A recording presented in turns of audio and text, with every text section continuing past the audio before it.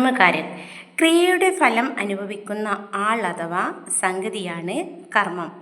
കർമ്മത്തിനോടൊപ്പം ചേർക്കുന്ന വിഭക്തിയാണ് കോ. കർമ്മ കോ. ഉദാഹരണം: രാംനെ ശ്യാം കോ ഹരായ. രാമൻ ശ്യാമിനെ പരാജയപ്പെടുത്തി. ഈ വാചകത്തിൽ രാം കർത്താവും ശ്യാം കർമ്മവുമാണ്. കർത്താവിനോടൊപ്പം നെയ്യും കർമ്മത്തിനോടൊപ്പം കോയും ചേർക്കുന്നത് ശ്രദ്ധിക്കുക. ഭൂതകാലത്തിൽ മാത്രമേ കർത്താവിനോടൊപ്പം നെ ഉപയോഗിക്കുകയുള്ളൂ.